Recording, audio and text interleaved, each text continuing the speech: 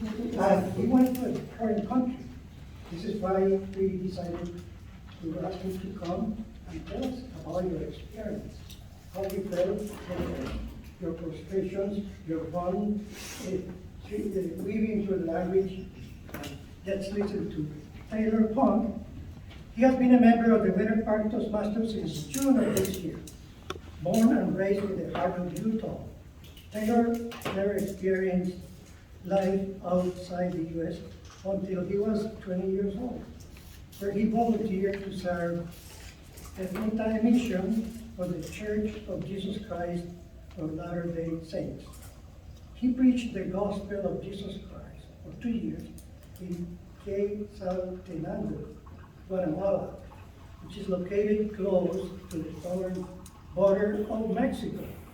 Taylor will be speaking about his transitionary experience this morning in a speech titled Gringo to Guatemalteco.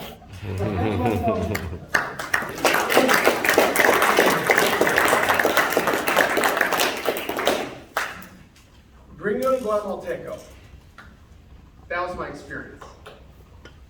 I truly feel that I am, in so many ways now, Chapin, Guatemalan, Guatemalteco.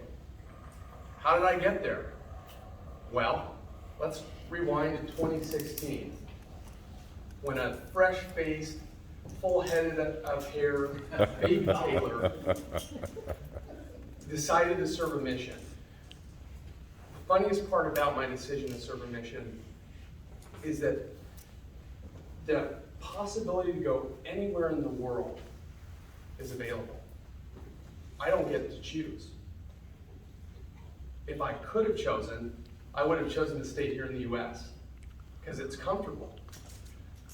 But submitting my papers, I got called to Quetzaltenango, Guatemala. It's also known as Shela. It's what the locals call it. Quetzaltenango is located a little bit south of the Mexican border. So, having received my call, I got my best black suit on, got my nice side part fixed, my tie in place, my plaque, and many of you guys may have seen them, but I was one of those missionaries that had walked in the street, 2 and 2, knocking on doors, speaking with people in the street, giving speeches, and off I went with 0 Spanish experience. I do have to say, I cheated my way through my Spanish class in high school, I'll be honest. Who didn't though? Come on. Right? I still remember the smell of diesel gasoline. Heavy in the air. It was thick, it was humid. And I realized I wasn't in Kansas anymore. I remember getting to what's called the Missionary Training Center, the MTC, and having my first meal, which was for breakfast, eggs, black beans, fried plantains. Yeah. I looked at those plantains and what is this fungus? What? This shouldn't be here. Threw it in the trash. Oh. That's how it was. And it wasn't just me, it was the majority of the other Americans that came down.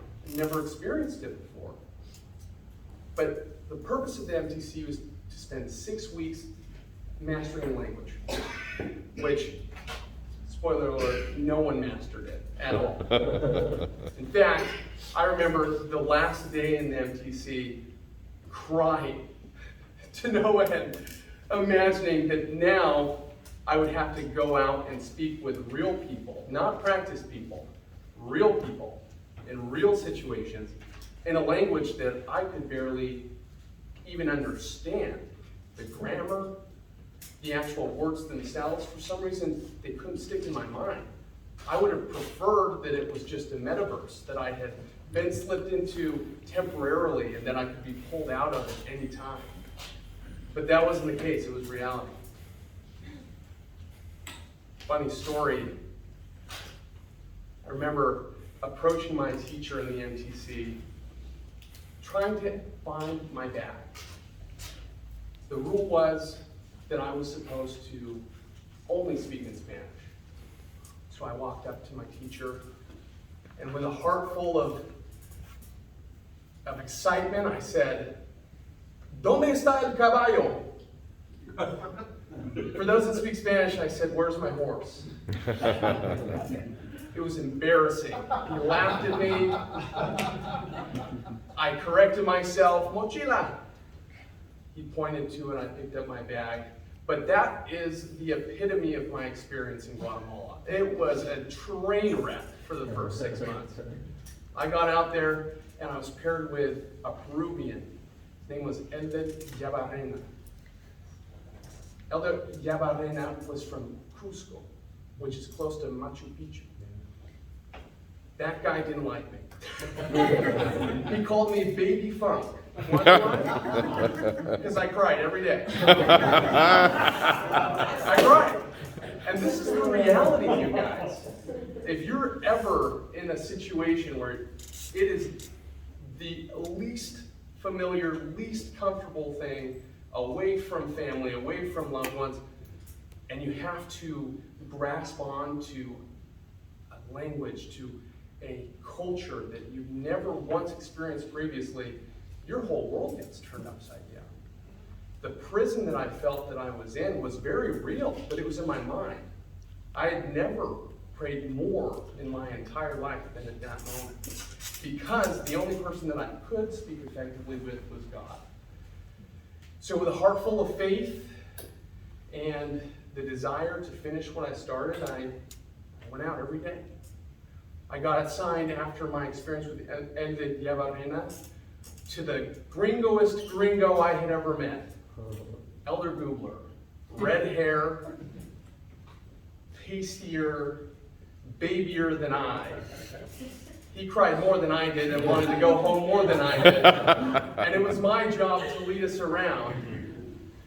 So I had no choice. So we went. Fast forward 2 years.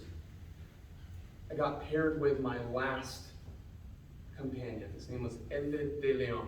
He was another trainee of mine. But this time it was different. He was from Guatemala City. And guess who led him around, spoke his language, even dabbled a little bit in a Mayan dialect called Quiche. I did.